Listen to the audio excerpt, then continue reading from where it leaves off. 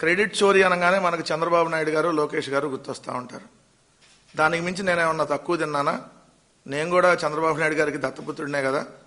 ఈ కూటమి ప్రభుత్వంలో నేను ఉప ముఖ్యమంత్రిగా ఉన్నా కదా. నేను కూడా క్రెడిట్ చోరీ చేయకపోతే అట్లా అని పవన్ కళ్యాణ్కి ఎవరన్నా చెప్పారో మరి ఆయనకే వచ్చిందో కానీ ఈరోజు మీరు చూస్తే పదోన్నతులు ఇచ్చాం, ప్రజలకు సేవలు అందించండి. కూటమి ప్రభుత్వం వల్లే పంచాయతీరాజ్లో 10,000 మందికి పైగా పదోన్నతులు వచ్చినాయి అంట. అంటే ఏంటంటే ప్రమోషన్స్ ఇచ్చారంట. నేను అడుగుతా ఉన్నా సూటిగా, అసలు మీ శాఖలో ఏంటో మీకేమన్నా అవగాహన ఉందా పవన్ కళ్యాణ్ గారు? పంచాయతీరాజ్ శాఖలో డివిజనల్ డెవలప్మెంట్ అధికారి అంటే DLDO అనేటటువంటి ఒక పోస్టుల్ని క్రియేట్ చేస్తూ దానికి సంబంధించి ఒక బిల్డింగ్లు కూడా ఉండాలి అని చెప్పి జగన్మోహన్ రెడ్డి గారి ప్రభుత్వమే, తర్వాత ఇదిగోండి రాజముద్ర వేసి ఆంధ్రప్రదేశ్ ప్రభుత్వం జగన్మోహన్ రెడ్డి గారు ముఖ్యమంత్రిగా ఉన్నప్పుడు ఇవి జగన్మోహన్ రెడ్డి గారు తీసుకొచ్చిన దాన్ని వీళ్ళు క్రెడిట్ చోరీ చేసి ఇప్పుడు కొత్తగా వీళ్ళు తీసుకొచ్చినట్టుగా మళ్ళీ ఇంకో జీవో ఇచ్చారు.